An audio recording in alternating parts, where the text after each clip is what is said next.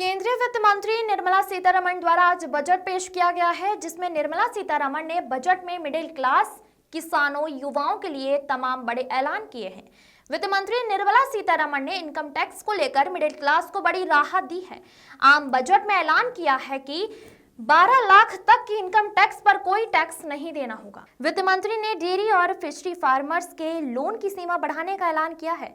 इसके अलावा MSME sector का क्रेडिट कवर बढ़ाने का भी ऐलान किया गया है। उन्होंने कहा कि बुजुर्गों को टैक्स की छूट की सीमा दुगनी कर दी जाएगी। इससे पहले वह 6 पूर्णकालिक और 2 अंतरिम बजट पेश कर चुकी हैं। वित्त मंत्री ने कहा कि हम दुनिया की सबसे तेजी से बढ़ने वाली अर्थव्यवस्था हैं। केंद्रीय वित्त मंत्री द्वारा पेश किए गए बजट को लेकर अलग अलग प्रतिक्रियाएं भी सामने आ रही हैं। इंदौर में इस बजट को लेकर लोगों का सकारात्मक रुख देखने को मिला है। उद्योगपतियों सहित आमजन ने इस बजट को अच्छा बजट बताया है।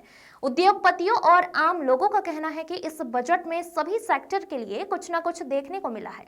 हालांकि मिडिल क्लास पर खास फोकस करते हुए सबसे बड़ा ऐलान नई टैक्स स्लैब को लेकर रहा है, जिसे बढ़ाकर 12 लाख कर दिया गया है।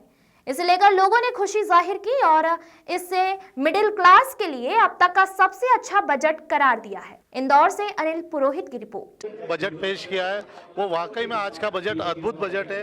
ये नए भारत के निर्माण की दिशा में एक ठोस कदम साबित होने वाला बजट है। 12 लाख तक की आय को इन्होंने टैक्स फ्री आय किया, जिससे मध्यम वर्ग के द्वारा जो पूंजी का संचय होगा वो वापस बाजार में आएगा।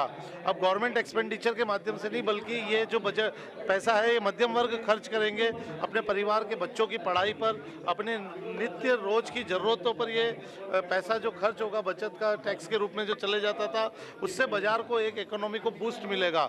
परचेस पावर लोगों की बढ़ेगी तो उद्योगों का जो उत्पादन है वह तेज गति से आगे बढ़ेगा। और कई सारी जो एमएसएमई प्रमोशंस के लिए कई योजनाएं सरकार ने लागू की है। एडिबल ऑयल में आत्मनिर्भरता के लिए बात की है, कॉटन के लिए आत्मनिर्भरता की बात की है। बिहार के अंदर मखाना बोर्ड जैसी चीज़ का गठन किया गया है। छोटी छोटी चीज़ों पे सरकार का फोकस है। 10,000 करोड़ का startup fund of fund startups के लिए बनाया गया है।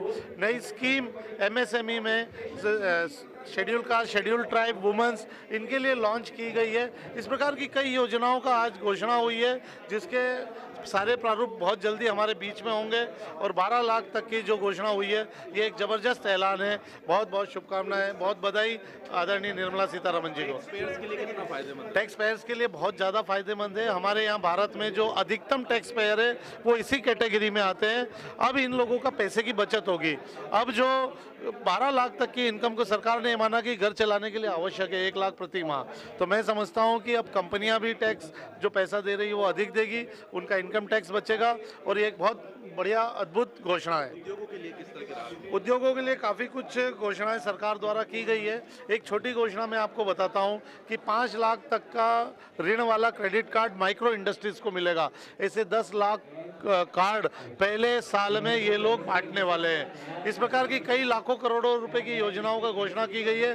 भारत का बजट आज की तारीख में 50 लाख करोड़ पे पहुंच चुका है। 2014 में जो 12 लाख करोड़ का बजट था, आज भारत ने 50 लाख करोड़ का बजट की घोषणा की है। बहुत स्वागत योग्य बजट है। ओवरऑल बजट को देखा जाए तो किस तरह का है? ओवरऑल बजट बहुत आत्मनिर्भरता वाला बजट है। इंश्योरेंस सेक्टर में जहाँ 74% एफडीआई था उसको 100% किया है, लेकिन इस शर्त के साथ किया है कि जो हम प्रीमियम देंगे भारतीय लोग, उस पूरे प्रीमियम का उपयोग भारत के अंदर ही होना चाहिए। तो देश का पैसा बाहर नहीं जाएगा, देश की कमाई बाहर जाएगी, लेकिन पैसा यहीं रहेगा। भारतीयों का पैसा भारत में ही खर्च होगा। इस प्रकार की कई नए फुटवेयर और लेदर पे एक नई पॉलिसी आ रही है, टॉय पे नई पॉलिसी आ रही है, फूड प्रोसेसिंग पे एक नई स्कीम आ रही है। तो इस तरह की कई पॉलिसियां सरकार घोषित करने जा रही है। अटल थिंकिंग लैब 50,000 स्कूलों में बच्चों के लिए लैब इनोवेशन स्थापित की जाएगी।